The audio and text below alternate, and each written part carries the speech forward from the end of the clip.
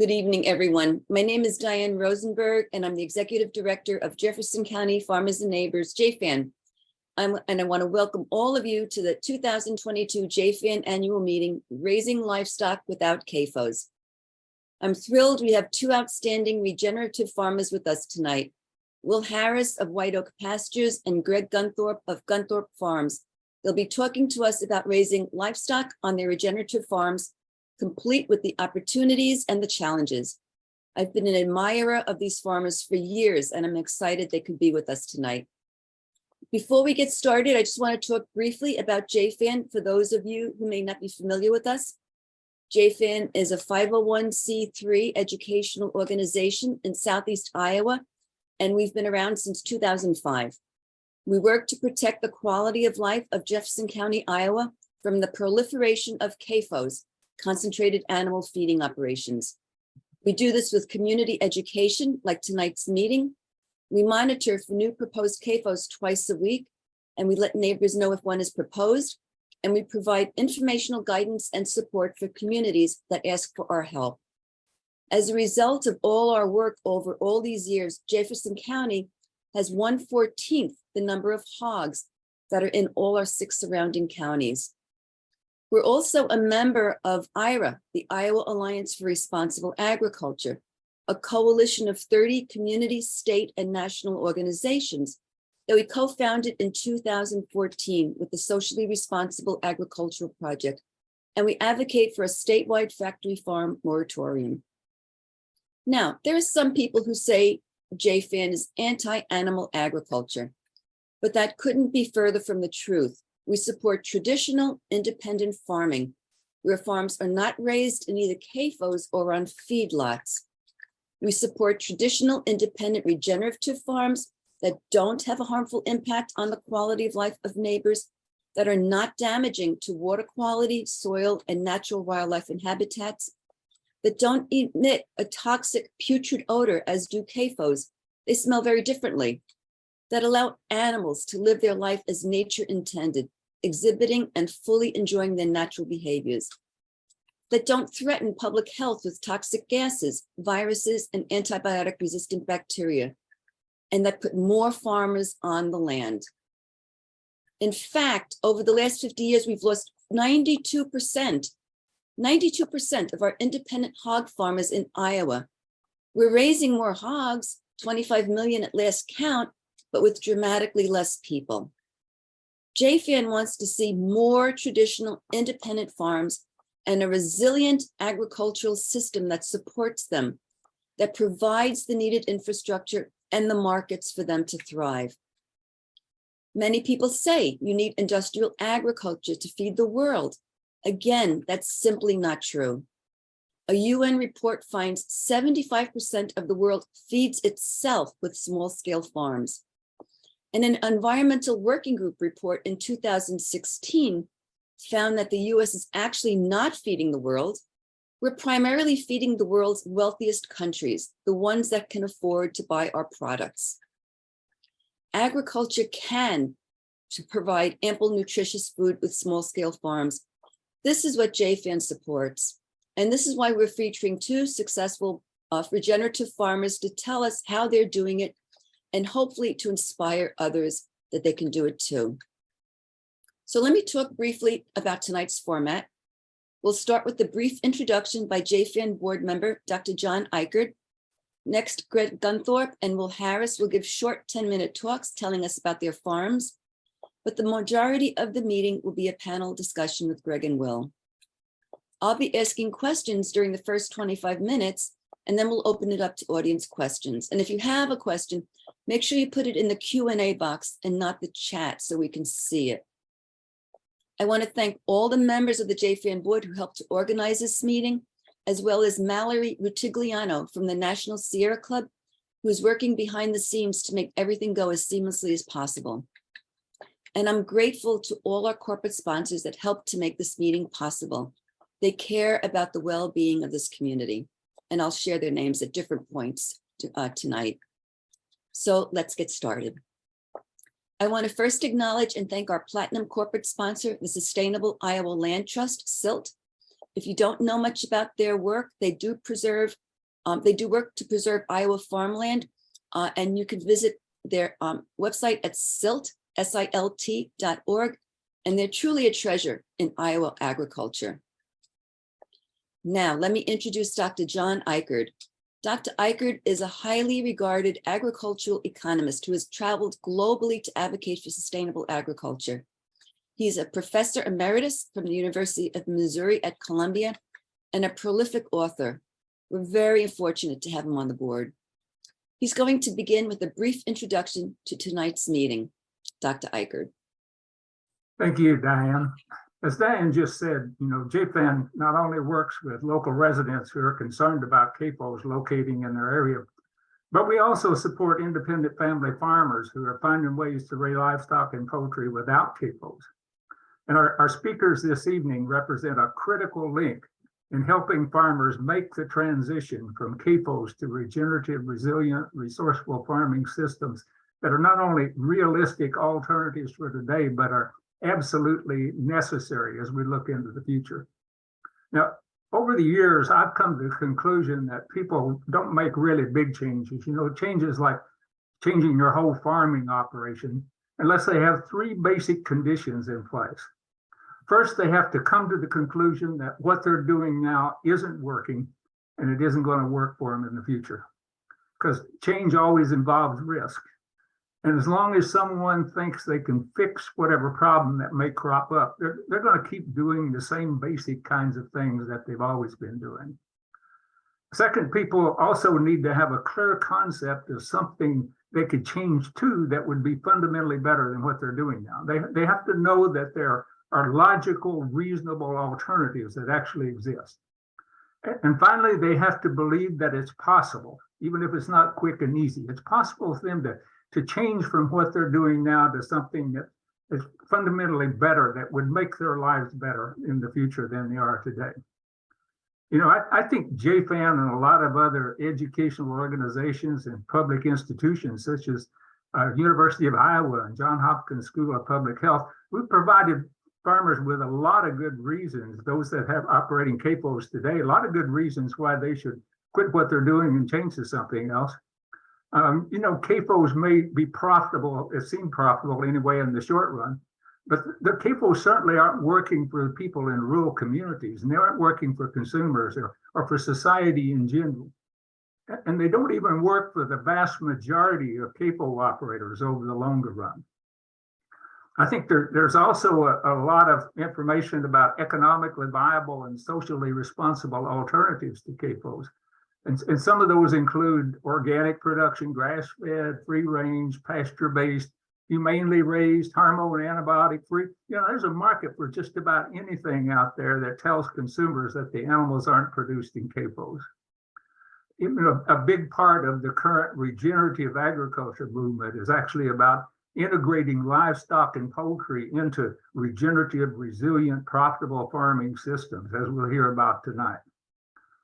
I think a lot of farmers know that the industrial system of agriculture that epitomized by CAFOs isn't working. And in Iowa, that industrial system of agriculture is the corn, soybeans, CAFOs, and that system isn't working, and it isn't going to work in the future. It's simply not sustainable. I also think a lot of farmers are aware that there's alternatives to CAFOs that would make their lives fundamentally better. In my opinion, what's lacking today is that many farmers simply don't think that real change is possible. They don't believe it's possible to change the livestock industry as a whole from CAFOs to more sustainable alternatives. And they're afraid that if agriculture in general doesn't change, then they don't think they'll be able to make the change. It won't be possible for them to change. They know they need to change. They have a pretty good idea of what to change to, but they really don't believe that change is possible. Our speakers here tonight, they've proven that it's possible to make big changes, real changes, even if industrial agriculture doesn't change. Will Harris and Greg Gunthorp both started off with conventional farming and ranching operations.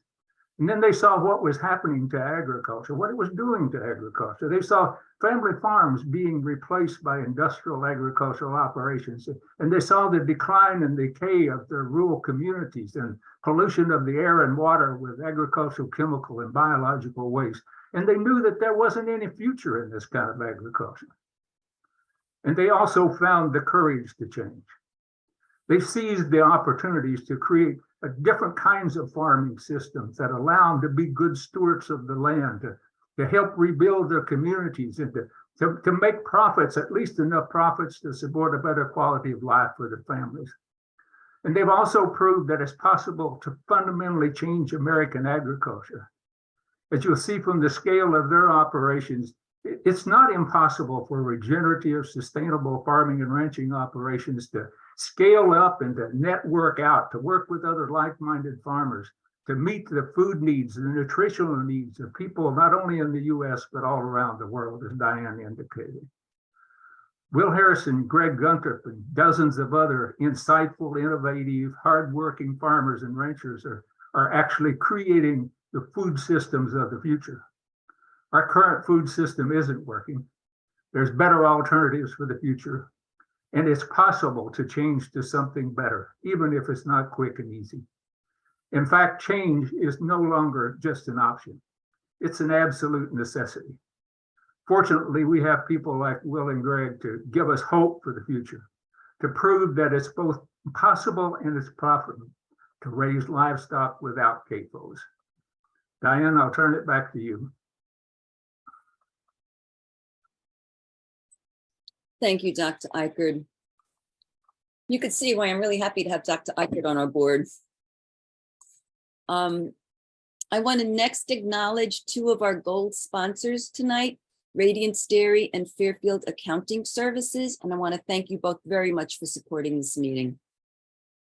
I now have the very great pleasure to introduce Greg Gunthorp of Gunthorp Farms. Greg is a fourth-generation farmer who operates Gunthorp Farms in LaGrange, Indiana, with his family and a staff of 30 employees. Gunthorp Farms is pasture-based and uses rotational grazing.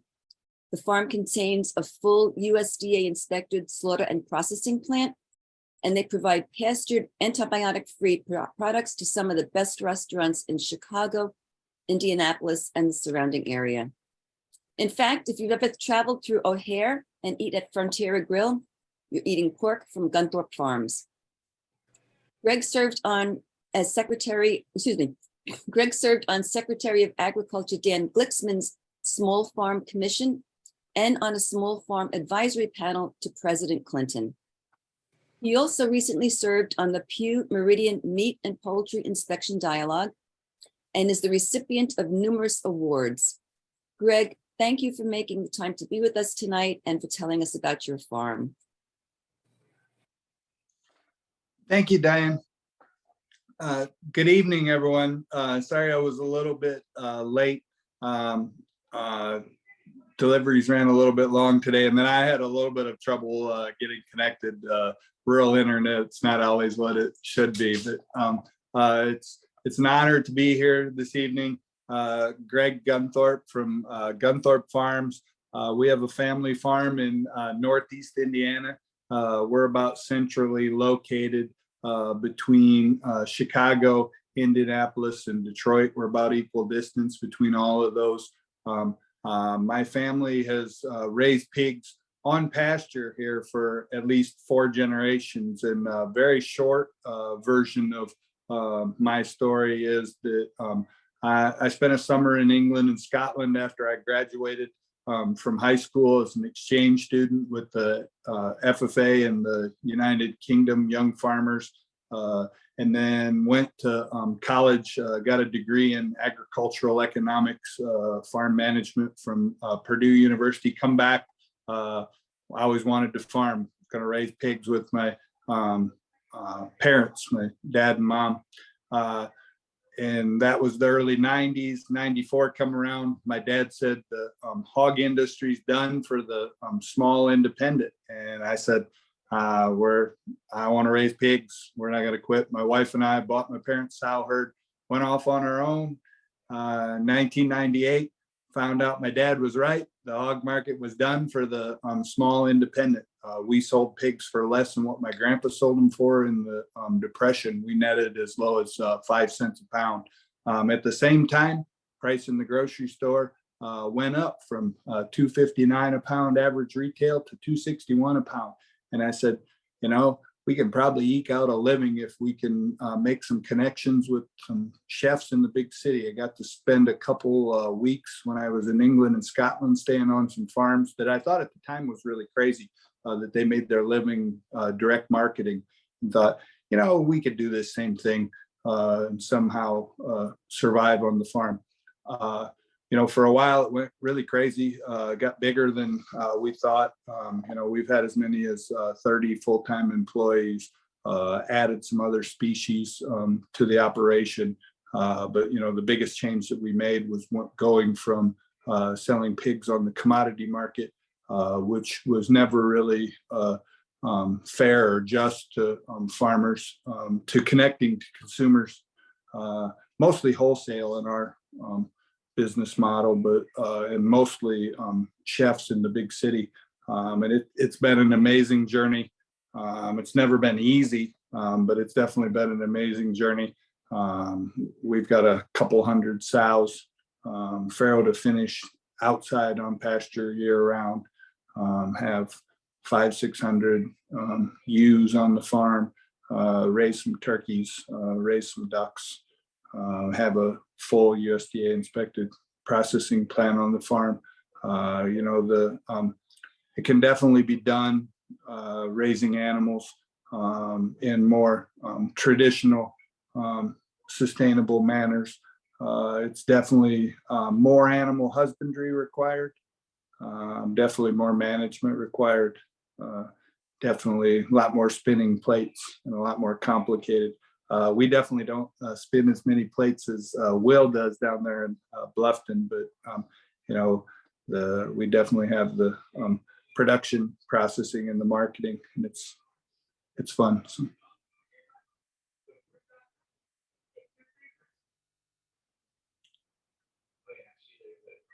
Thank you, Greg.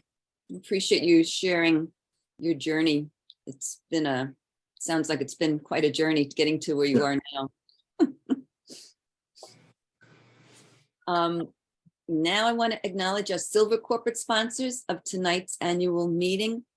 They are Aeron Lifestyle Technology, Bob Ferguson Wellness, Centered Wealth, Everybody's Whole Foods, Lunchbox, Iowa Citizens for Community Improvement, Soil Technologies Corp., Southeast Iowa Sierra Club, the Organic and Non-GMO Report, and Vastu Partners.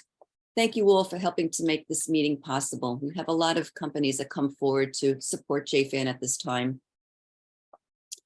Now I have the great pleasure to introduce Will Harris, owner of White Oak Pastures. Will is also a fourth-generation farmer who was born and raised at White Oak Pastures in Bluffton, Georgia. In fact, it's the same land his great-grandfather settled in 1866.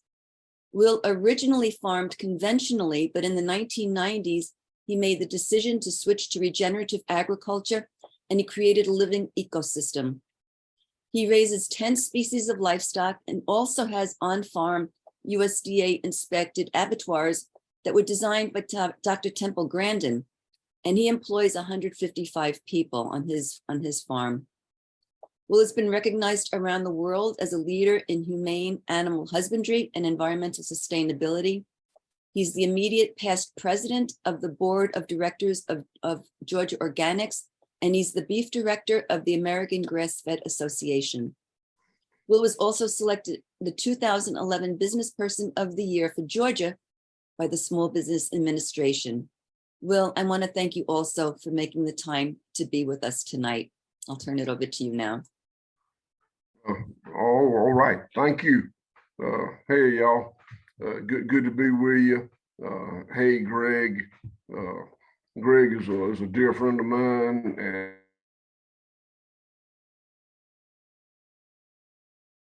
and I feel like proud to be his wingman. My farm, White Oak Pastures, is in the coastal plains of Georgia. My great-grandfather came here in 1866. He farmed the land. His son, my grandfather, farmed the land. His son, my father, farmed the land. I have farmed land all my life. I have two daughters and their spouses who are helping me manage the farm today, along with some other mighty good non-family employees. The farm today is 3,200 acres here on this home place. In addition, we graze about 1,200 acres of solar voltaic arrays that we do not own. But the farm here is 3,200 acres. And it's just contiguous. We raise 5 red meat species: cows, hogs, sheep, goats, and rabbits, small rabbit operation. And we hand butcher them here on the farm in a USDA inspected slaughter plant that I built. We pasture raise 5 poultry species: chickens, turkeys, geese, guineas, and ducks. We hand butcher them in a separate USDA inspected slaughter facility here on the farm. We raise certified organic vegetables, honey, pastured poultry, pastured eggs, and a number of other little ancillary businesses that go to market the bounty that's made here on the farm. I guess the thing I enjoy most about the farm is how in the 150 something years that we've owned it, 6 generations, it's moved from a focus on the land, the animals, and the community. During my father's watch and my watch, very industrial, monocultural cattle operation. And now back to a model that is much more like what my great-grandfather and grandfather did, very focused on the land, the animals, and the community. So I look forward to telling you more about it. I understand there's going to be a Q&A, so I'll hush and let that move forward. Thank you again for having me. Thank you, Will. I am looking forward to diving into a lot of questions with you and Greg. Before I do that, I'm going to introduce 2 JFAN board members: Francis Tickey, co-owner of Radiance Dairy, a regenerative farm here in Fairfield, and Dean Drasnin, owner of Dean Drasnin Communications. And they're going to take just a couple of minutes to speak on why JFAN needs continued community support. Thank you, Diane. I've often had the opportunity to travel around Iowa and participate in conferences and talk to people from all over Iowa. And I've learned that JFAN is well known around Iowa for its work in helping folks to protect themselves against CAFOs. As a matter of fact, a number of counties around Iowa have created their own local organizations to protect themselves from CAFOs, and they're modeled on the work and successes of JFAN. But I give JFAN's Executive Director, Diane Rosenberg, a lot of credit for providing statewide leadership to make this happen. This statewide leadership that Diane provides is important, but even more important locally is the work JFAN does to provide community education, like tonight's program, and to vigilantly watch for proposed new CAFOs locally and inform neighbors of those proposed CAFOs and help those neighbors organize if they wish to try to avert the building of that CAFO. I serve on the JFAN Board of Directors and contribute annually to JFAN because I think JFAN's work is really important. I urge you to also support JFAN's work by making a donation at jfaniowa.org. That's JFAN, one word, jfaniowa.org. Every donation helps, even small ones. But if you have the means, a larger donation would be very helpful for JFAN's continued work in Jefferson County. Again, the place to donate is jfaniowa.org, and thank you. Now I'll turn it over to Dean. Well, Francis, you said almost everything I needed to say, but I want to say one more thing, and that is make no mistake. Without JFAN, we would suffer the same fate as the other counties in Iowa. And if you've driven through towns nearby in Keokuk and Washington, you smelled what their quality of life has become. And I hate to use the word, but it's putrid. There's no other way to state the truth. They have 7 times the number of CAFOs that we do. And it's no coincidence that other counties have been overrun by CAFOs and we have not. They waited too long thinking it over, and then it was too late, and their quality of life was absolutely gone. And while they were thinking about it, we fortunately had a vital and aggressive JFAN advocating for our safety and well-being. Financial support is not abstract. It's a commitment to action and to energy. The daily vigilance that's required to discourage encroaching, unwanted CAFOs from setting up in our backyard. So I would reiterate what Francis already said. Please donate today generously for yourself, for your family, and for the future of our extraordinary town. And we all thank you in advance for your generosity. Go to jfaniowa.org. We are a grassroots funded organization and rely totally on your generosity to work on behalf of all of you. Thank you very much. Thank you so much, Dean and Francis. Really appreciate you sharing why it's so important to support JFAN.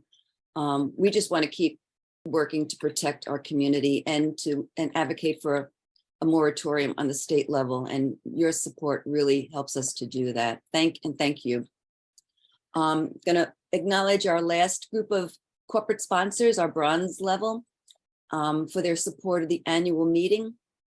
They're American Choice Water, Frontline Print and Web, Green Gourmet, Heartland Insurance Solutions of Southeast Iowa, Investment Insights, Radiant Health Imaging, Taco Dreams, and the Big Apple.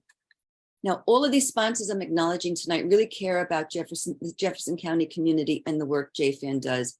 And I encourage you to support their businesses because we are very appreciative of them. Now, let's get to the heart of this meeting, our panel discussion. I have a lot of questions, and I know we've got a lot of questions coming in. We have more questions than we can answer, but we're going to get started with a lot and cover as many as we can.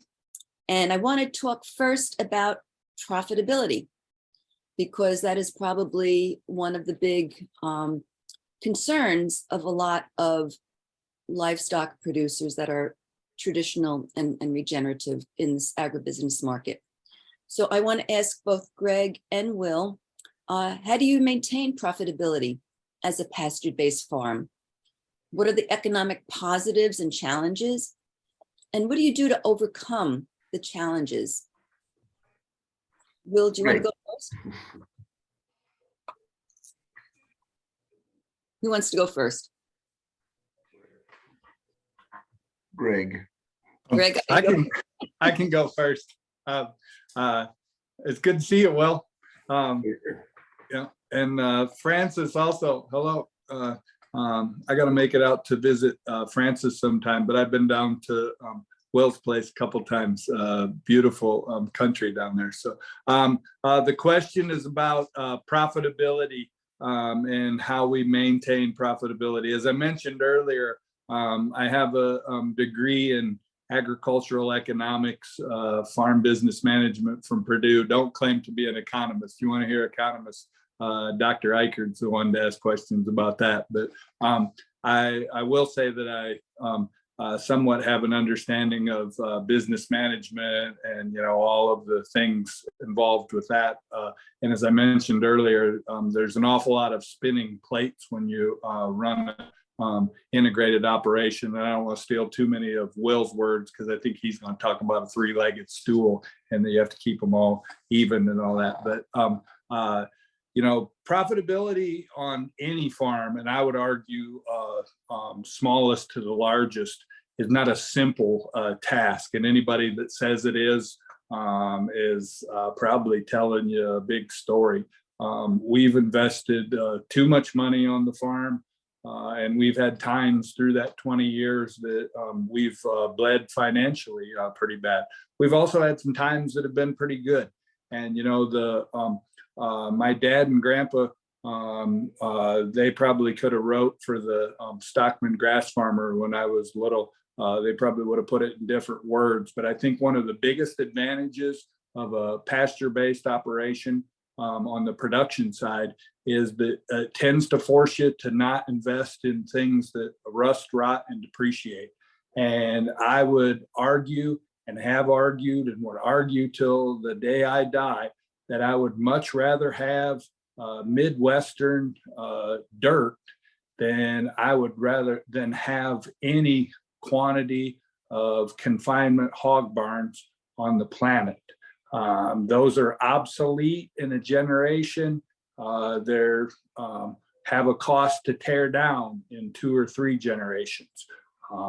Indiana farmland, just like Iowa farmland, probably will have some correction in prices, but just keeps going through the roof. And we own 275 acres of ground, and the value of it is substantially higher than when we bought it. And, you know, the saying around here is farmers tend to, you know, live poor and die rich. And, you know, my parents and grandparents paid for about 600 acres of ground with mostly with pastured pigs, diversified crop and livestock farm.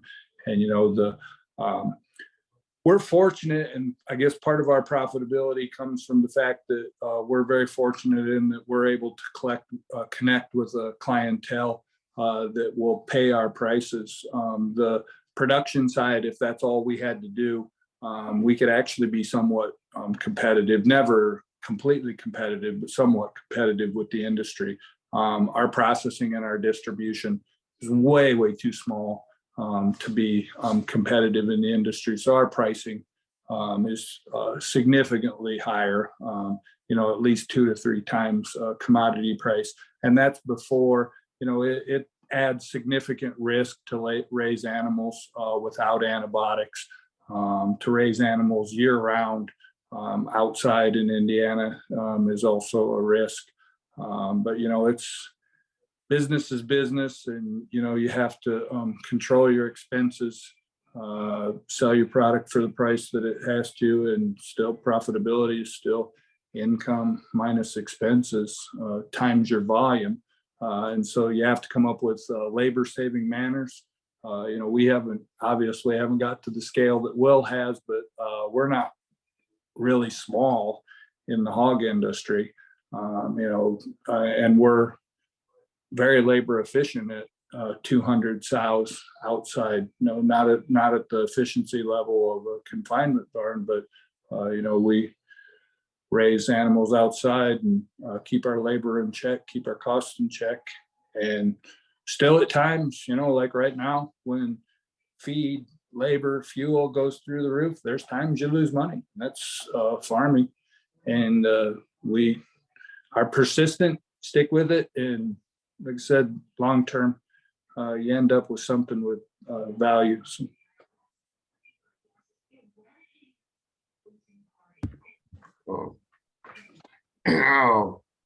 Like Greg, we've had our ups and downs.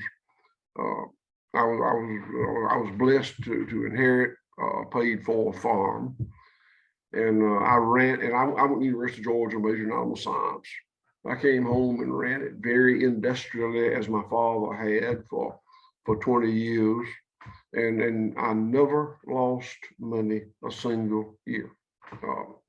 You know, sometimes we didn't make much, and in the best of times we didn't make a heck of a lot, but we always made a little money and lived a comfortable life, not lavish, but a comfortable lifestyle, and it was fine. And 20 years in, I decided to transition over to what we do today. It took 20 years to do it.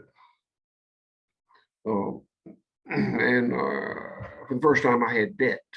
I built the red meat packing plant, the poultry packing plant. I bought land, added other species, added the cattle herd. And I borrowed money for the first time in my life when I was 40 years old. And we had some really good years. This was in the late 90s, early 2000s. There weren't many people growing regenerative, humane livestock. The word regenerative hadn't been used with reference to farms, and humane was really just catching traction. And we were made a decent return on investment for a farm. Fast forward to now, our returns are much lower. I built this business as a wholesale grocery food service business, mostly grocery. Greg does a lot of food service. I did a little, never really caught traction in food service, but it did catch traction in grocery, and had those good years. Today, the margins are not nearly as good in our grocery, and the food service went away during the pandemic, and I didn't work hard to get it back. The margins had crunched there as well. So today we're operating a very low return on our investment, very, very, very low.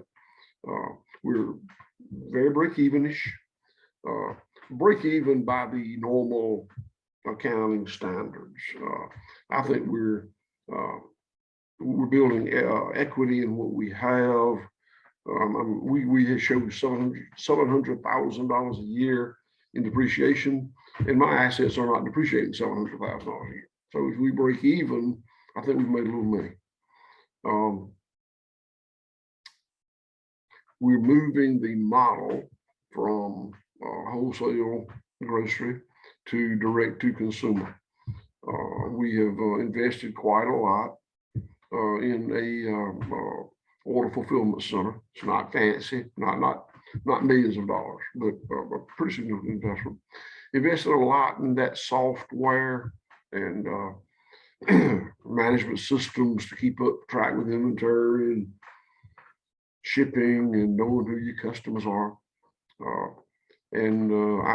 We think that's the future of our business. It's actually 180 employees today. I think the bio was 150, but that's not real new. Got to brush that up a little bit. But our employees make significantly over the county average. Me and my family are not the best paid people here. We've got employees who make more than we do salary, but they've got a skill set that we don't have, and we're happy to pay them. So that, right now, very break-even-ish business by regular GAAP accounting, but I'm really just not that worried about it. I think that the things we've put into place will bring us back to profitability. So I think we have more of a cash flow problem than a profitability problem. Thank you. Thank you both. It's quite something to consider with running a farm, regenerative farm. Now, I want to jump over to the fact that your farms are regenerative. So tell me, and I'll tell everyone, about the types of regenerative practices you employ in your farm, how labor intensive it is, what benefits you see in raising livestock this way, and how regenerative agriculture is biomimicry in practice. I actually heard you say something like that on a video I watched, Will. I wonder if you could each talk about your farms, how you run them that way. Do you want to start, Will? I will. So again, I started moving towards regenerative agriculture. Didn't know that was what it was called, but moving towards it in the mid-90s, and mostly, I did not do a really in-depth business plan, farm plan. I basically just kept raising cattle and giving up things I didn't like anymore. I gave up confinement feeding of cattle. I had a feedlot where I fed corn, and we actually used chicken manure in the cattle feed. It was legal and it was profitable, and I did it, and the cattle did well.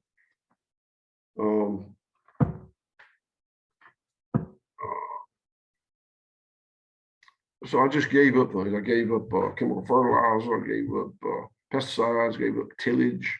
I grew a lot of my own feed, gave up subtherapeutic antibiotics, and gave up hormone implants, and just kept farming and giving up things, and my profitability suffered for it because of the production, the extra productivity that I was getting out of those tools, those technology tools. I wasn't getting anymore. I was still selling my cattle in the commodity market. So we started developing a brand. We started developing the White Oak Pastures brand. The farm was always White Oak Pastures. And we moved forward down that road. Processing became a problem. I was using outside processors, so I built processing plants. So just one step before the other one. As far as the impact on the land, the best thing I can tell you is if you look at my website, our website, whiteoakpastures.com, under the environmental stewardship section, you'll see a study that was done called an LCA, life cycle assessment, by an environmental engineering outfit called Quantus, I think about 3 years ago. And it shows that the organic matter in our soil has moved from 0.5% to 5%. So actually low 5. And that, if you know much about soils, you know that's just an incredible movement, and there's a world of good in the microbial life in the soil, the water holding capacity in the soil, the mineralization in the soil, and so that, I'll let that stand for itself. From a economic perspective here, I moved from having 3 minimum wage employees back then. Payroll was $1,000 a week or less. Today we got 180 something employees. Payroll is over $100,000 a week. So, and it has really made a dramatic change in our little town of Bluffton, Georgia. It has moved literally from a ghost town to a tiny little destination, but it's a destination. It's a nice place. People enjoy coming here. So, Greg.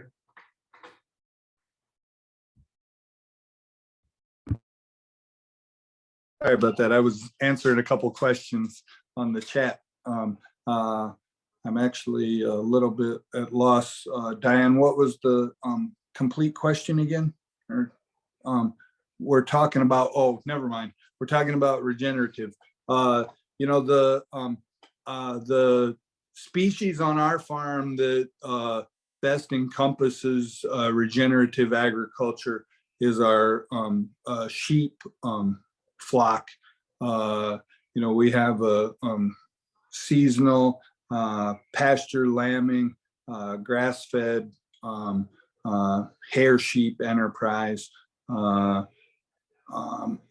last of our lambs for the season are being harvested this time of year. From now on until spring, we only have dry ewes on the farm, which means that we put the rams in here soon. They lamb on the best grass of our season, our spring flush of cool season grasses, which is also matches perfectly with the nutritional requirement, the highest nutritional requirement of the ewe. When she's lactating and has got that baby lamb, that's when she needs 3.5% of her body weight a day in really good grass, which coincides with our really good grass. You know, we sell the lambs off before the grass is gone in the fall.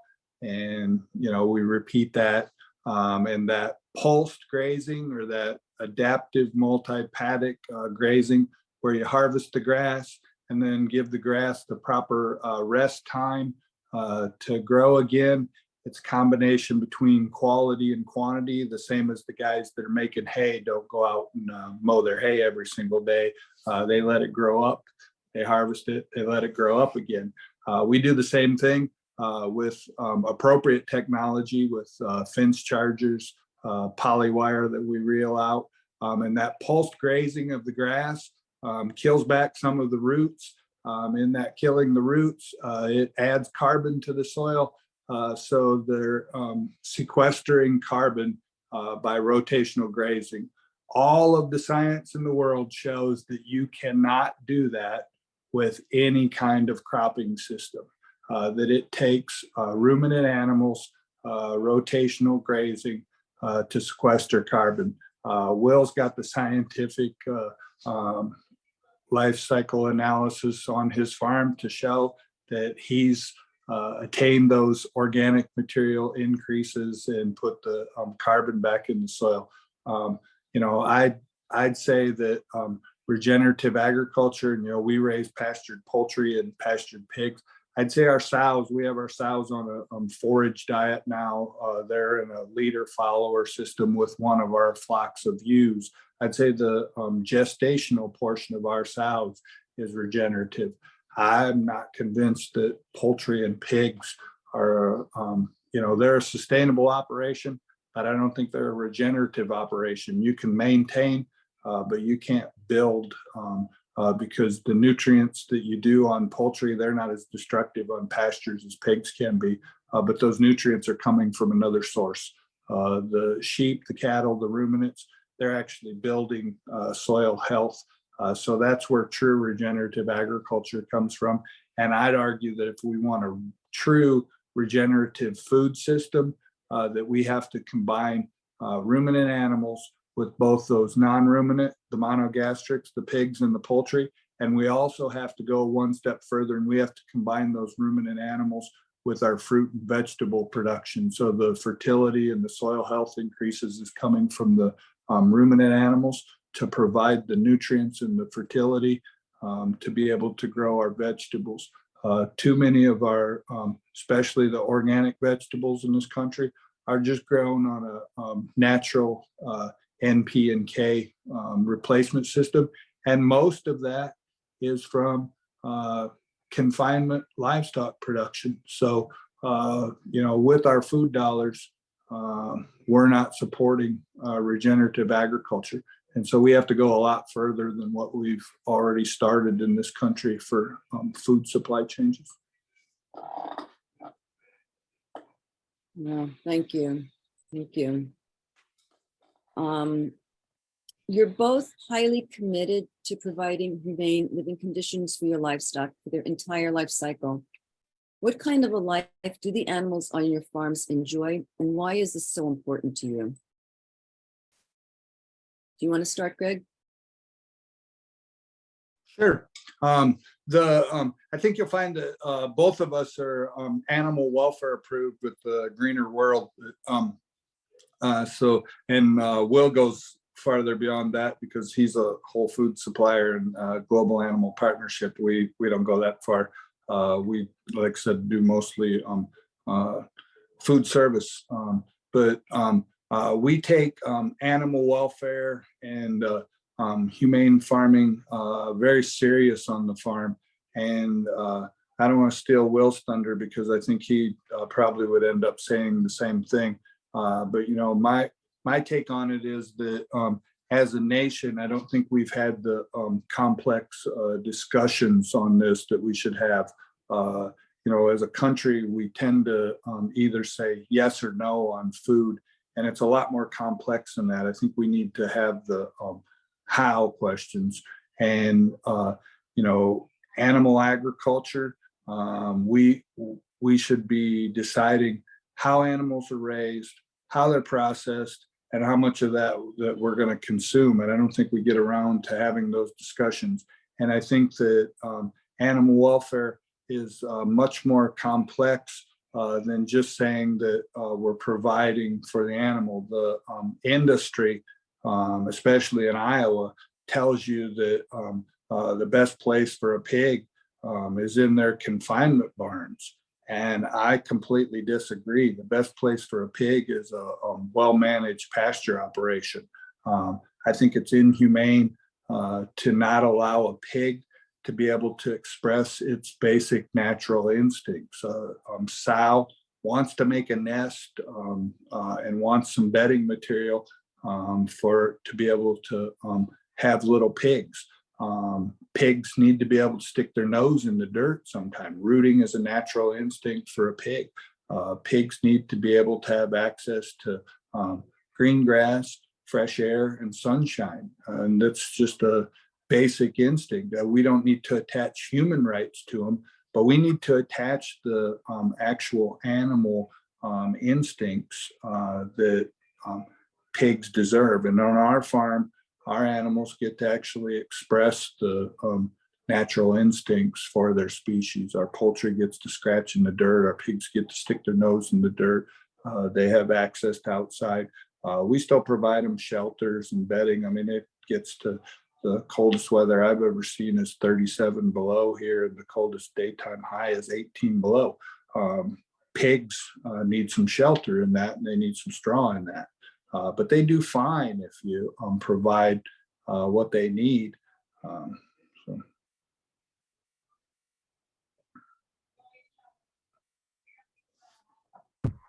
I think Greg nailed it. You know, my father's, I didn't ask him, he's deceased, but if I'd asked him what is good animal welfare, he would have said, keep them fed well, keep them watered well, keep them in a comfortable temperature range, don't intentionally inflict pain and suffering, and that's good animal welfare. And that's what I learned, you know, at the University of Georgia, and was the way I raised animals for 20 years and felt fine about it. I thought my animal welfare was wonderful. It was not, but I thought it was. And upon more careful reflection and observation, I found out that those things, those 4 things, are incumbent upon us to do. But beyond that, creating an environment in which the animal can express instinctive behavior is also equally incumbent upon. Greg said it. Hogs are meant to root and wallow. Cows are meant to roam and graze. Chickens are meant to scratch and peck. And not allowing that, and confinement operations don't allow that. And not allowing that is a 24-hour a day, 7-day a week stress on the animal. So you just got to create that environment. Okay. Thank you. Yeah, animal welfare is very important to a lot of people that eat responsibly. And it's really good to hear how you raise your livestock on your farms. I want to jump right now. There's so much I want to talk to you both about, but I want to jump to your processing plants.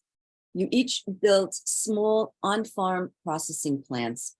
Can you talk about the reason you needed to do that and what you did before the plants were built? And maybe talk a little bit about the lack of infrastructure that we've got in our country right now.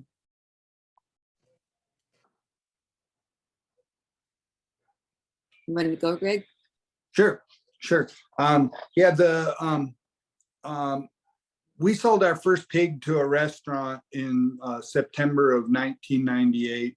Ended up being Charlie Trotter, who, you know, this farm boy didn't know who Charlie Trotter was, but Wine Spectator magazine rated him the #1 restaurant in the world that same month. But didn't take me very long to realize that if we were going to build a business model selling to upscale restaurants and fine dining chefs, that one of our biggest obstacles was going to be getting the animals processed when we needed them, and then getting them cut correctly. You know, you cannot sell pieces off a carcass to fine dining restaurants and to chefs if they're not cut to their specifications. And virtually every single chef has a little bit different on how they want them cut or packaged. So my wife and I actually became part owners of a processing plant about 37 miles north of the farm up in Michigan. And I failed miserably at that, couldn't manage it because I was either at the farm or I was in Chicago or I was at the plant when I needed to be at one or the other. And, you know, I said, we can make this work if we build a processing plant at the farm. And we built a processing plant at the farm on a shoestring and built it too small, but didn't have the funds to build anything bigger. And we've added on to it bunches of times, partially because we didn't have the funds and partially because the business has grown way past my wildest expectations at the time.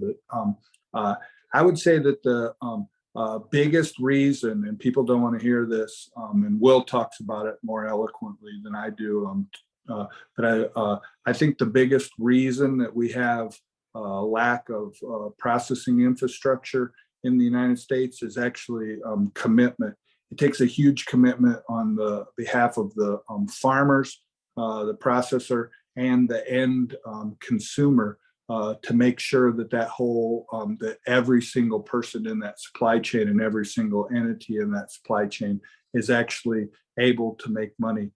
It's substantially more expensive to process and to distribute product at a small scale, at the scale of Will and I's. I think that there's a lot more consumers that talk about that than actually live up to buying all of their product in that manner. And I think it's actually got more difficult rather than easier for that. And I don't want to steal all of Will's conversation, but I heard him talking on the beef Bitcoin, and maybe he'll talk about it a little bit more. But he says it that you talk to farmers and they'll tell you that the biggest obstacle is finding access to legal processing. And while that's a huge hill to make it up, I heard Will say that once you get to the top of that hill, you realize that it's the mountain behind it, that you have to figure out how to utilize that carcass, and you have to figure out how to market that carcass. And that's the biggest challenge. If there's a market and it's a profitable market, and there's commitment at the processing level, processing will work, but it comes back down to market and commitment.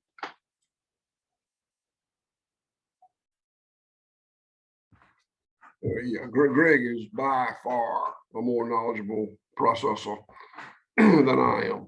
But I like him. I did build one and have operated it. I've got a super manager, a guy named Brian Sapp, that runs it very autonomously. I have run the business side of it. And what Greg said is right. If you're just out there, if you're farming conventionally, or if you've made the move and are farming regeneratively and humanely, you think, man, if I just get these animals slaughtered, I can get $4,000 or $5,000 for a cow, and I can get $1,000 more for a hog, and whatever the numbers are. And so you build a plant, and you find out that, man, it costs $800 or $1,000 to process that cow in your own plant. And same with the hog, same with sheep, same with chicken. And you think, if I just get it processed, I'm home, I got it. But there's those details Greg mentioned, carcass utilization, marketing the bits and pieces to get income streams out of them. All those things have got to be done. And then you finally get good at that. And so if I just get that handle, I'm home free. Then you say, oh, market access. And today, market access is the problem. Consumers don't have enough bandwidth to tell the real deal from greenwashed product. The big multinational corporations do such a great job of greenwashing that the consumer is hopelessly confused. So that whole market access thing is just a bear. We've overcome it to some extent. Greg's overcome it to some extent, but I don't want people to fall into the trap. I build it and they will come. Well, they may not. I want to follow up on this point. One of our attendees is asking, how do we solve the processing problem without building your own facilities? You know, how do we rebuild our infrastructure? What do we need to make it possible for people to be farming like you are without having to build their own plants? I'll stop swinging at that. So, Rick touched on it. I mean, you either got to be committed and make it happen or not, whichever one you choose. You don't have to necessarily build it yourself, but you've got to get it done. And, you know, I may hurt somebody's feelings here, but people, farmers, want to talk about processing like Tyson and Smithfield and JBS and Cargill have patents on animal processing, and they don't. So here's the steps. Go to the bank, borrow the money, pour the concrete, build the building, and make it work. And you know, if you do it on your own, that's fine. If you do a co-op, I'm really not much of a co-op guy myself, but that's just a personal choice. I think co-ops can work beautifully or not. But you know, somebody's got to take the risk, and it may not work, and you may go broke, but somebody's got to take the risk. And everybody wants to get it done and not take the risk. And good luck.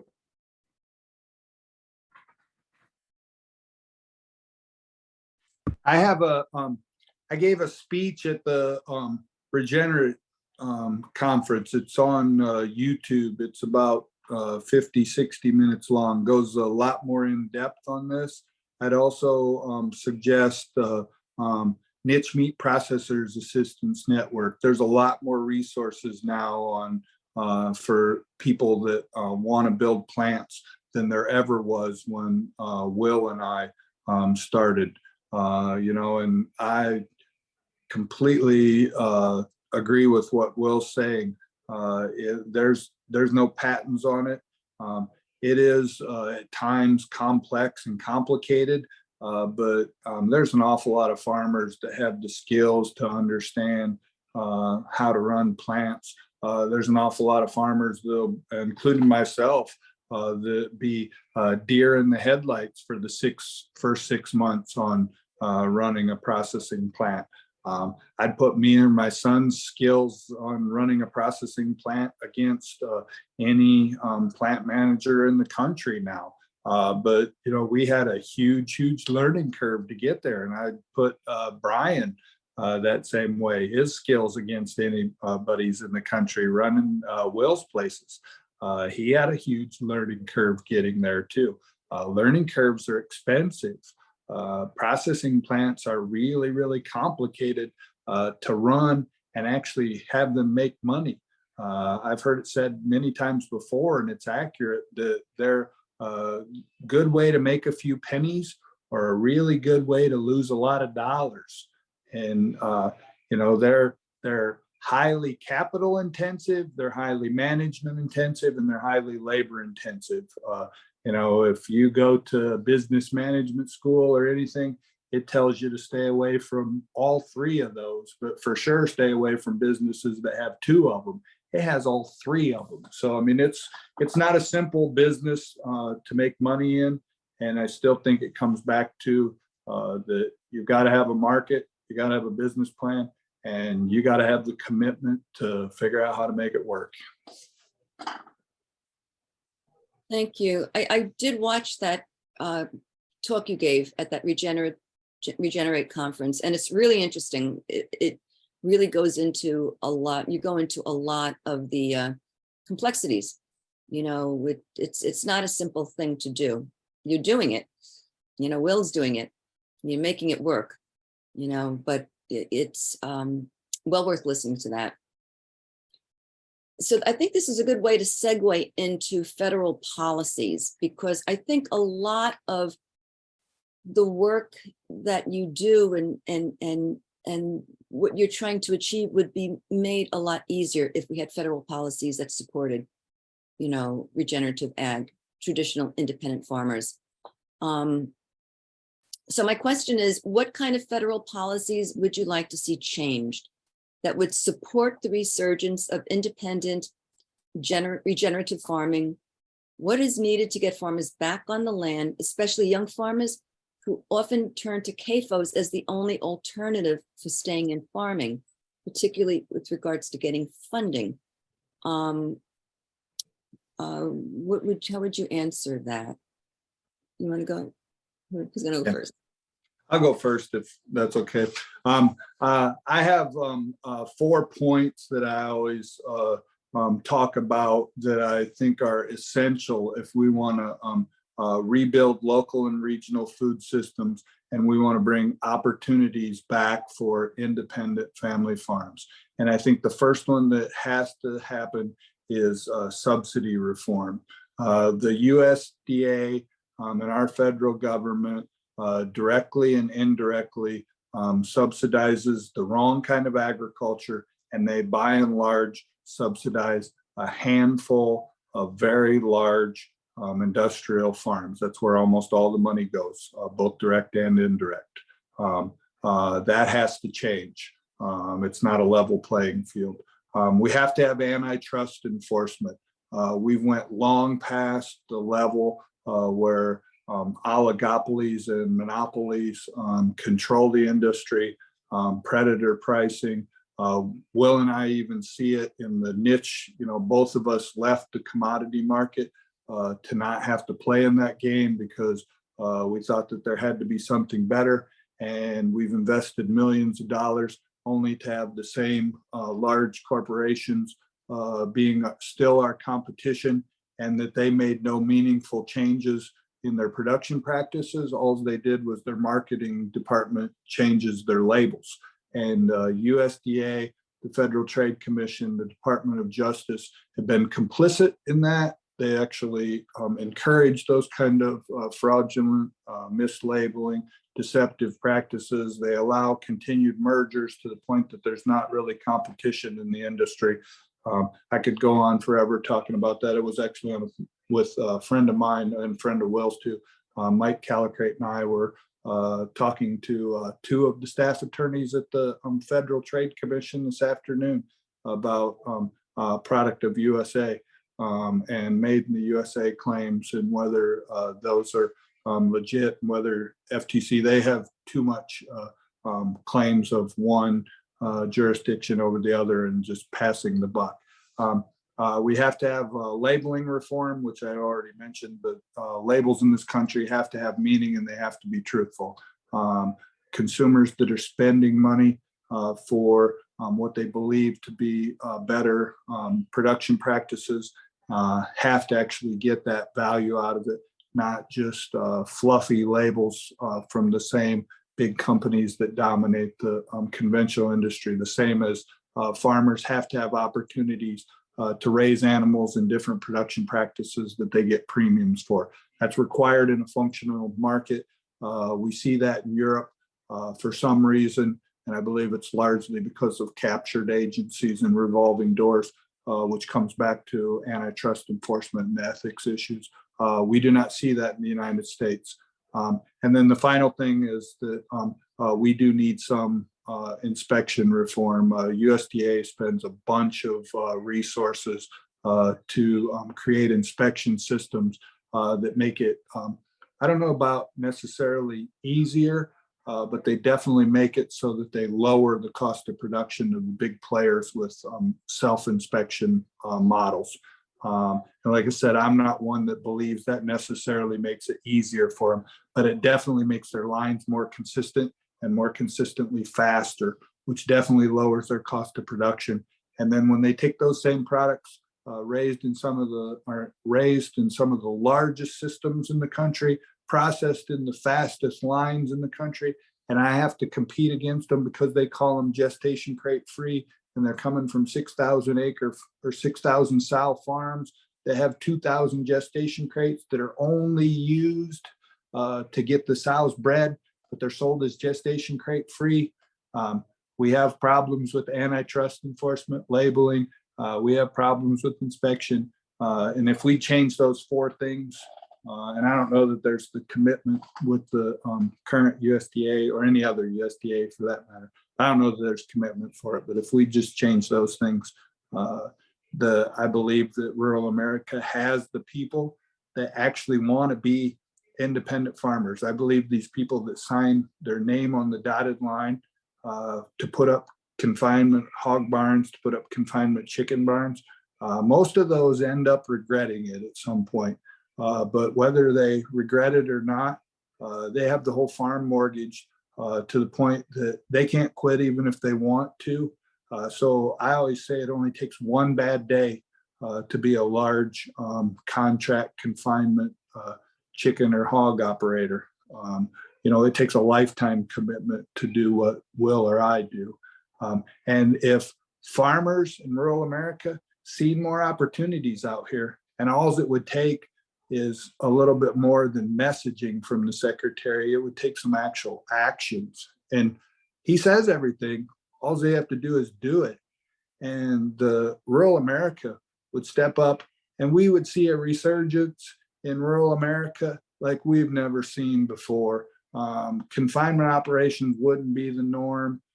There would actually be traditional independent family farms. And I think it would happen quick, but we need real commitment from the USDA. Well, I agree with everything that Greg said, and I can't say it any better.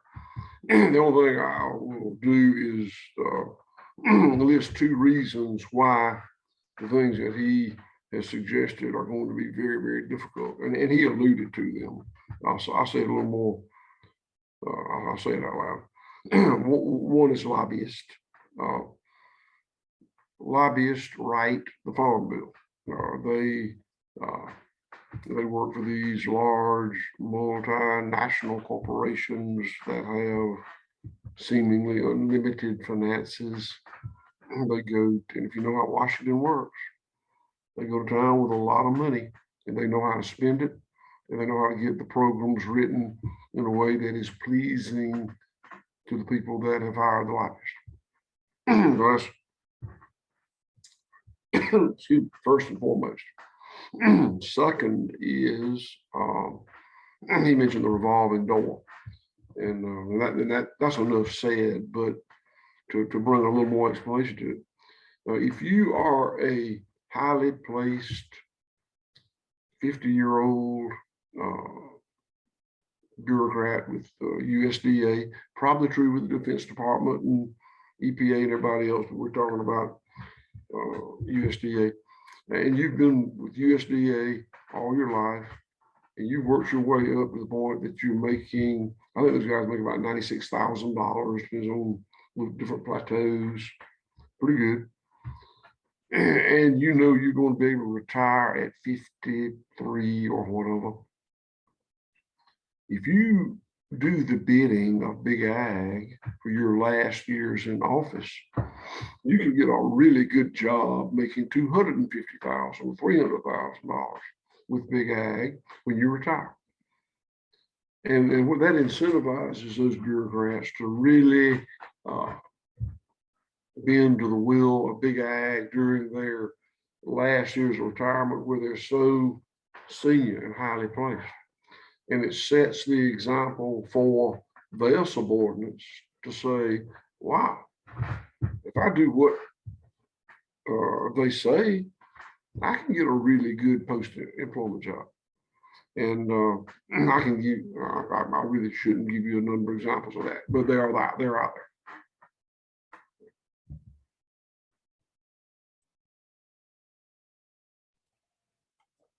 Watch my regenerative speech. I give some glaring examples. Al Almanza, the administrator, his was about a $5 million sign-on bonus, and he literally let rotten beef from Brazil come into this country, and then took a job with the largest Brazilian owned packing company in the United States.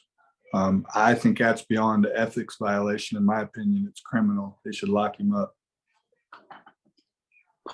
I find this so frustrating. How do you break this? How do you get beyond this kind of behavior?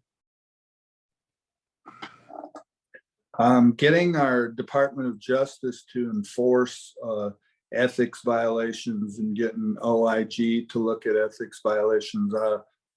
Me and a friend of mine, Mike Calicrate, and friends of ours, Joe Maxwell at Farm Action, have spent a lot of effort on this. Matt Stoller, Barry Lynn talks about it. It's a huge antitrust issue, and I've spent a lot of effort on it. And I feel like Don Quixote tilting at windmills because I've made no progress on it. I'm not sure that I don't know how to fix it. And I don't know. There's too much money in Washington, D.C. We have to get the campaign finance reform, term limits. I'm crazy. I think that we need 3,500 to 5,000 congressmen and senators, to the point that it would be way more difficult to lobby them all, plus campaign finance reform and term limits, to the point that no one entity could lobby them all.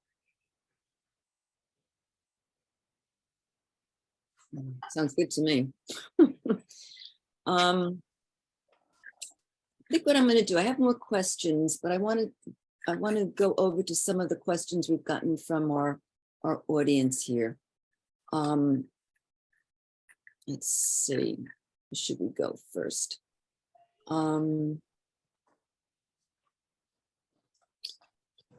This is from John Norwood. What should the state of Iowa be doing or not doing to make regenerative hog farming more accessible, attractive, less risky, etc.? Well, really any state.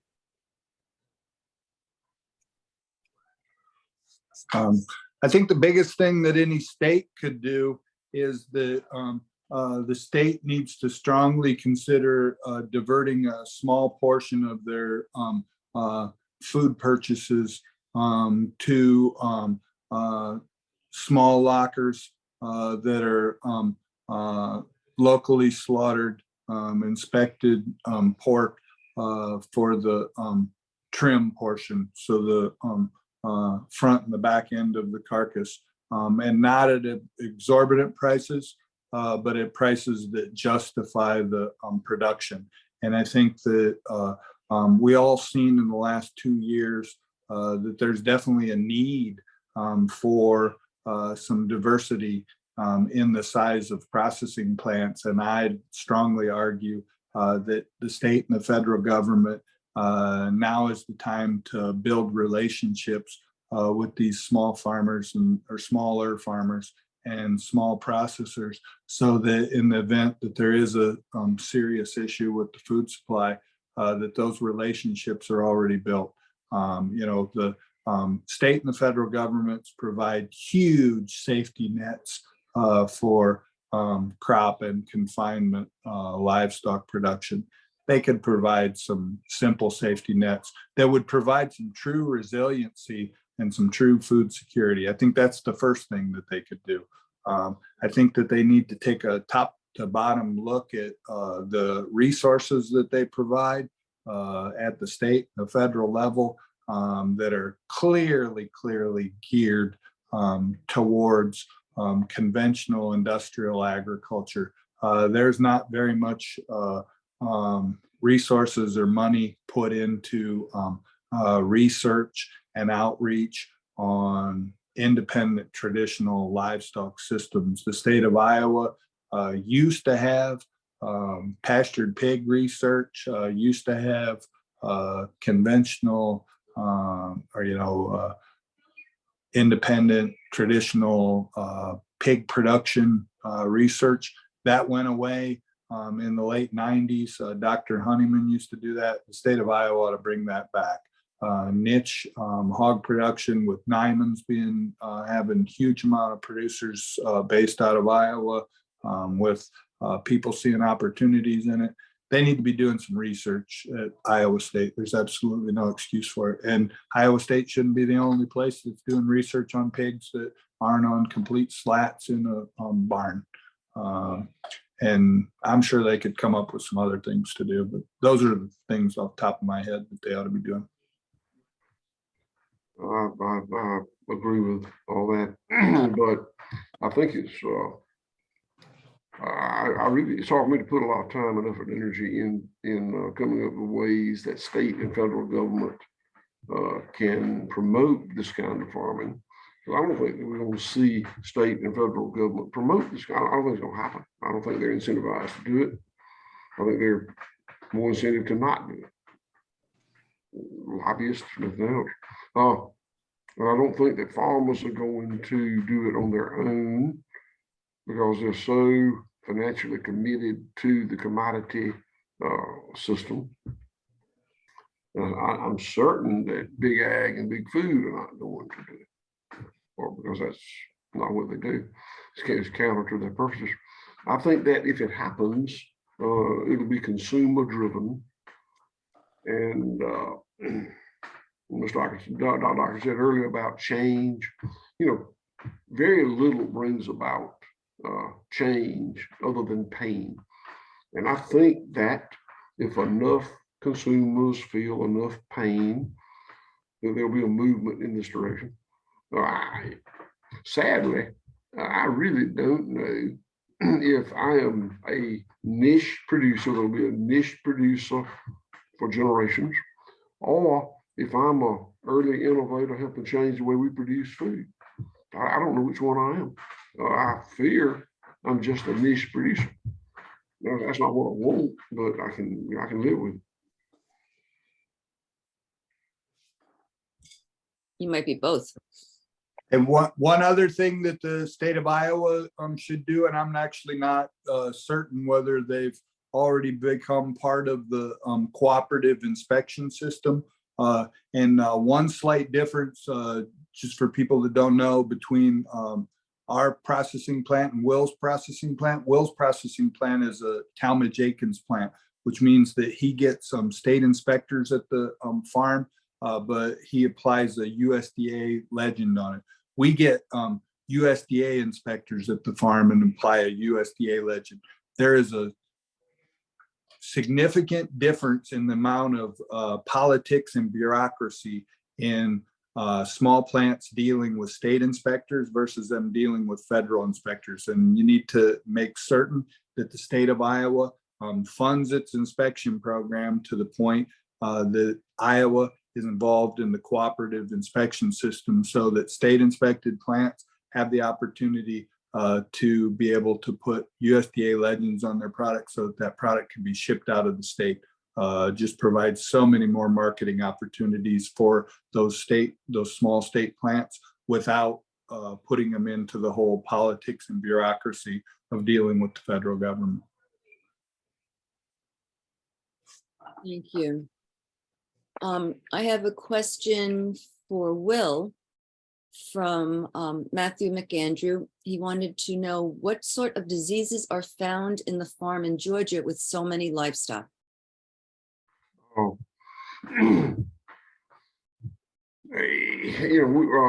we've only had sheep. The answer to the question is we have just excellent herd health. We just do. I don't know when I've given an antibiotic to an animal unless it was an injury, birth injury, or something, got cut or something. The exception is our sheep. We're fairly new, 10, 15 years into the sheep business. Brought a bunch of sheep in from literally all over the country. And we struggle with foot rot. We struggle with parasite issues. We're breeding away from it, and it's less and less of a problem every year. We just don't we don't have many health issues, and I think it's a function of not bringing animals into the farms. Our ruminants and our mammals are line bred. We don't bring breeding stock in. We don't breed in feeder animals. I don't have any neighbors with livestock, so we're kind of like an island out here. We move animals, move them. We move our cattle, sheep and goats every single day during the grazing season. Our grazing season is about 10 months long. We move poultry every day. Depends on the housing structure, but frequent moves, move. We move off and leave the parasites and pathogens.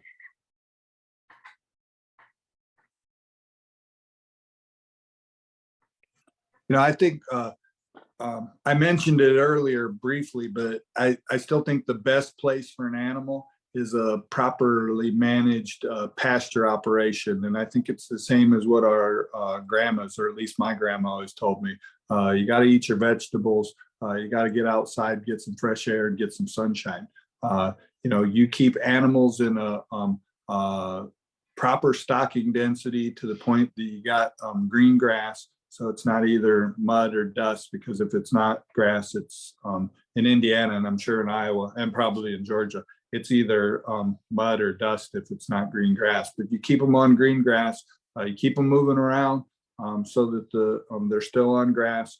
They're not in extremely crowded conditions inside of a building. You know, we both socially distance our animals. They're not all breathing the same air. You know, so we get an animal that gets sick on the farm, but in most cases, it doesn't spread it to every single other animal on the farm, because it's not sitting there breathing the same air of every single animal. And, you know, on our farm, we're not as fortunate as Will. There's you know, we're in the Midwest, and there's hogs in the area. So we vaccinate, especially for some reproductive diseases, because we've also got millions of dollars invested and have to have somewhat consistent productivity in that standpoint. But we have really high herd health in our pigs. And, you know, we do some of the what I consider appropriate practices that the industry does. We run a 3-site, so the gestating sows are separate from the farrowing sows, which are also separate from the market hogs. So it's all in, all out. So if there's, you know, issues aren't just continuously spread between the pigs. My family's been doing that before the industry figured out to do that. And it's actually easy when you got electric fences and fields and all that kind of stuff. So, you know, pigs that, you know, you take care of the feed, water, bedding, fence, and shelter. And, you know, they can do really, really well on a well-managed pasture operation.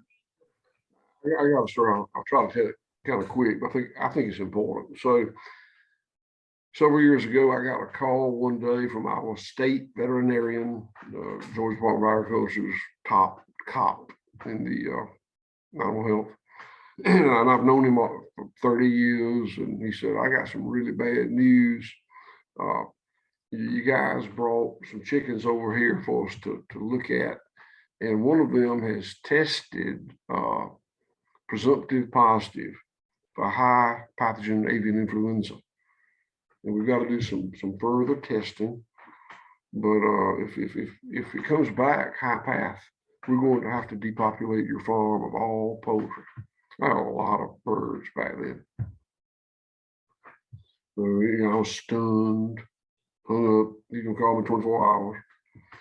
I called the insurance people, did everything I could, you know, government program. There was nothing. It was just going to be a loss at that time. So he called me back in 24 hours and said, I got some incredibly good news. The bird did not test with the further testing as positive for high path. So no further action necessary. And that was fantastic news. And we jubilated for a minute. And he said, you know, one thing he said, you know, one thing was odd. He said, that bird actually had high titers for high path avian influenza. I said, well, why? He said, I don't know. He's a very industrial guy. He said, did you vaccinate? I said, nah, those birds were not vaccinated. He said, well, I don't know. I said, well, let me ask you this. If a duck flew over my farm and defecated and high path avian influenza fell onto my 5.5% organic model pastures, just teeming with life. And it weakened that microbe because it was competing. And then my chicken got exposed to it, but she had a super immune system because she's been out in the pasture all her life. It was a laying hen, so up to 2 years. I said, well, and she got over it. Would that do it? He said, well, yeah, theoretically. I said, well, what else would do it? And he couldn't come up with anything. So, you know, I'm not a vet, but I know a little bit about animal health.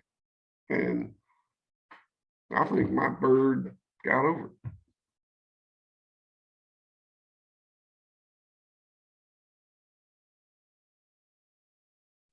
Yeah, I'd agree. I think it got over it, and I think it didn't spread it to everyone else in the process. And that's not the case. And you know, I think we all have risks for diseases, no matter how we raise livestock. But I think that we definitely have some advantages too. And I think the industry won't acknowledge that there's some problems with their system. And on a well-managed pasture operation, you can control or eliminate some of those problems. Very interesting. Thank you. Another question here from Jared Schmidt. Advice you would give to a young person, college age, going to school for ag and wanting to educate and research topics like this. My daughter recently moved to Champaign, Illinois to get an ag degree. Where should young people be looking at, you know, to really support regenerative ag? We have an intern program that we're proud of. I've been doing it for a number of years. We take up to 6 interns for 3 months each, 4 times a year, so 24 a year. And it's pretty competitive. We get, again, 6 per quarter. We probably get from 10 to 20 apps for those slots. So, but I think it's been real good. We've had some incredibly wonderful people through here. Although I'll say this, the most of our interns are not kids. We've had some college students, had a few recent graduates, but I'd say the average age is probably 30, 35. But we don't come based on age. But I think it's a really good way. I'm not selling my program. In fact, I recommend you go to somebody in your ecosystem the way you plan to farm. I think it'd be more transferable knowledge. But interns are good.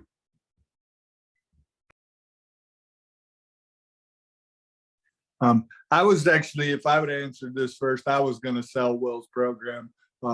I highly recommend that if you're interested in regenerative agriculture, interested in seeing an integrated operation and how it functions, put a resume and an application in and go spend a quarter of the year at Bluffton.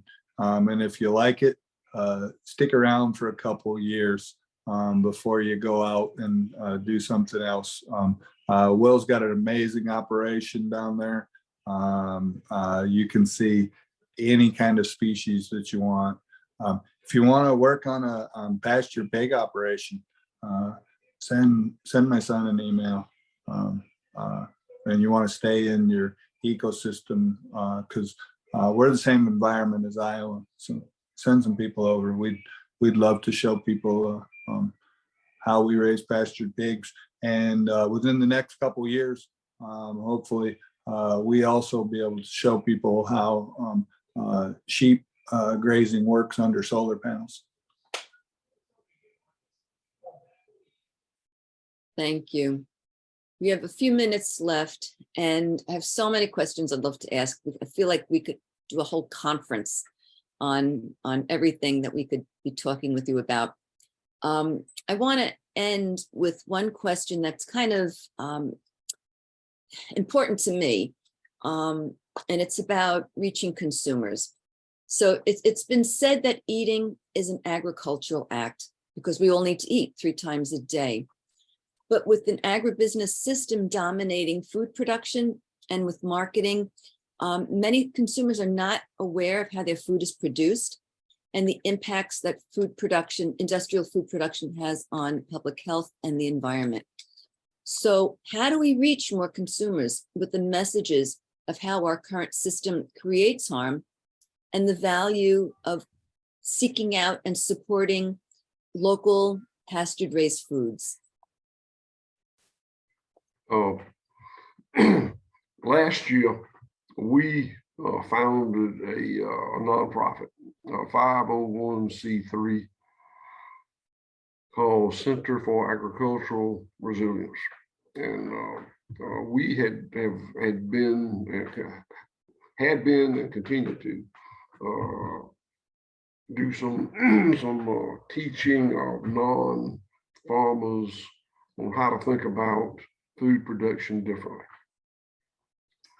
And it reached a point I just couldn't afford to do that anymore. I couldn't afford to continue having these people come down. And so I formed the 501c3 to allow high disposable income individuals and corporations and whatever else to put money in the nonprofit to bring people down.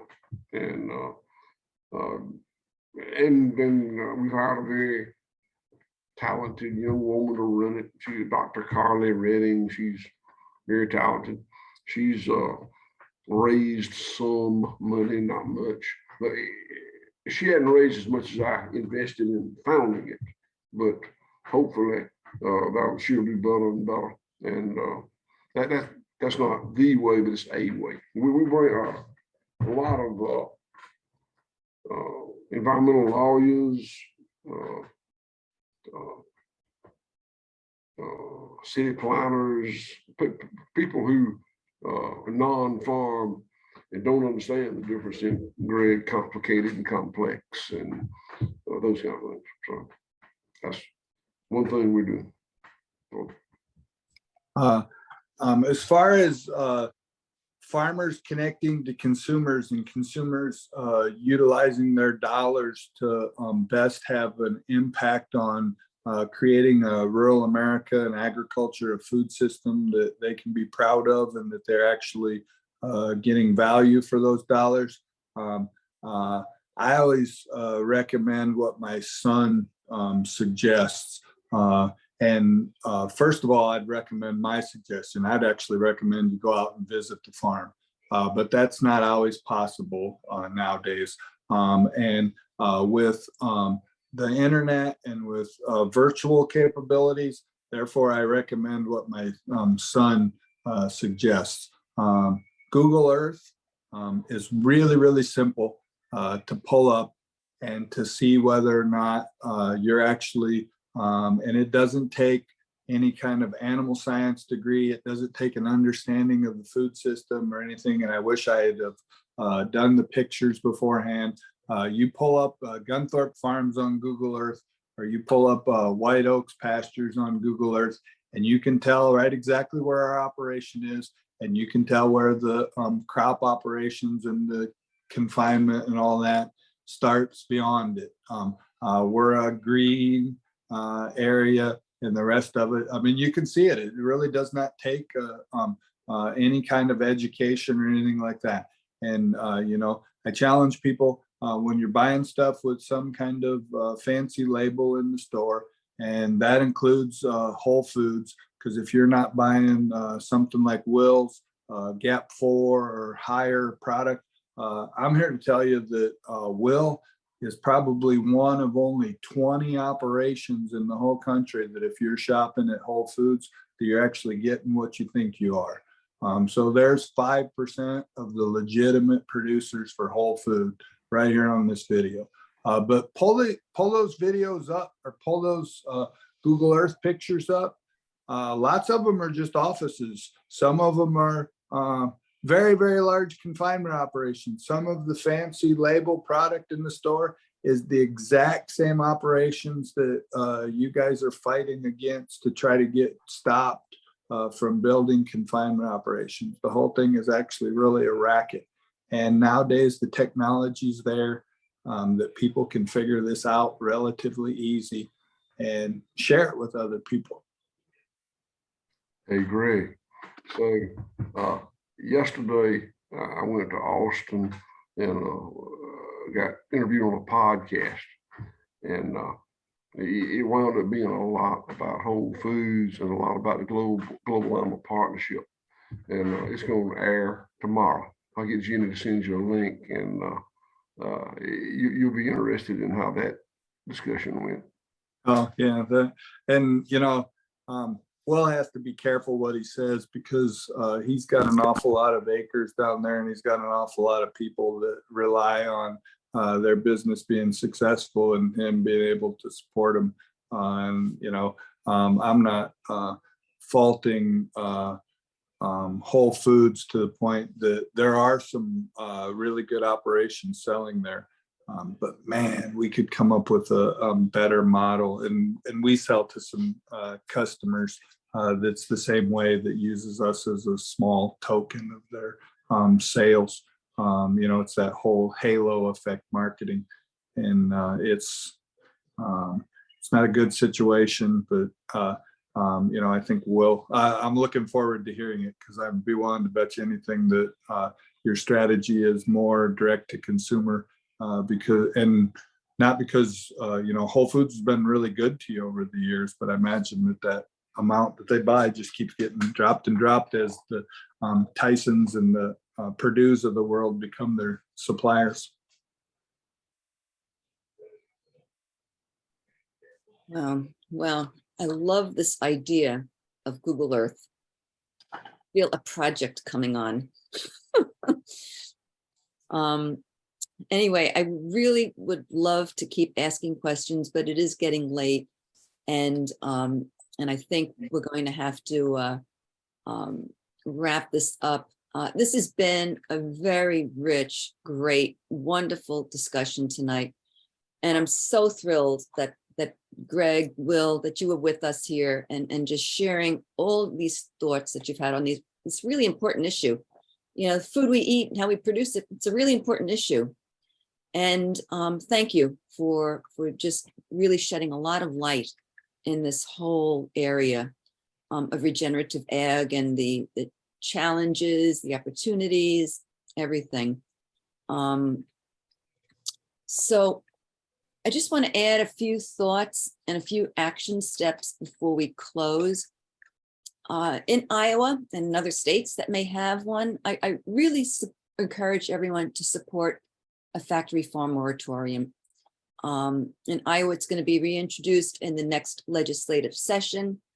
Each year, more state legislators co-sponsor the bill, because 63% of Iowans support a moratorium. Talk with your legislators. Let's get one in place. It's going to help communities. It's going to help the environment. It's also going to help support and create a better environment for the support of traditional independent farming. Next thing is election days next week. And I encourage you to learn as much about the candidates running for office as you can, and support those who truly understand that we need a healthier agricultural system and who are committed to making that happen. And importantly, this kind of goes on with that last question we were just talking about. I urge you to vote with your dollars. Every time you purchase meat, dairy, or eggs, you're either supporting the CAFO industry or you're supporting traditional independent farms like Greg's and Will's. I urge you to search out sources of locally produced foods in your communities. If you're in Southeast Iowa, that area, visit the JFAN website at jfaniowa.org. We have a list of local traditional independent producers in the area that you can purchase from. And you can also order from Greg and Will's websites, gunthorpfarms.com and whiteoakpastures.com and have their meat products shipped to you. Gunthorp Farms ships to 26 states and White Oak Pastures to the 48 contiguous states. I'll put in a final plug for your support of JFAN to help us keep providing meetings like you enjoyed tonight by visiting jfaniowa.org and just click the donate now button. Again, I want to warmly thank Will and Greg for being with us tonight. And I want to thank all of you who came to this meeting for caring enough about how your food is produced and for joining us. I want to thank you all. As soon as we conclude, which will be like in another moment, we're just going to play a 5-minute recording at the end for anyone who just wants to stay on a little bit more, enjoy some music and farm animals living their lives as nature intended. And it lists our corporate sponsors as well. Will, Greg, thank you so much. And thank you everyone for joining us tonight. Thank you. Good night.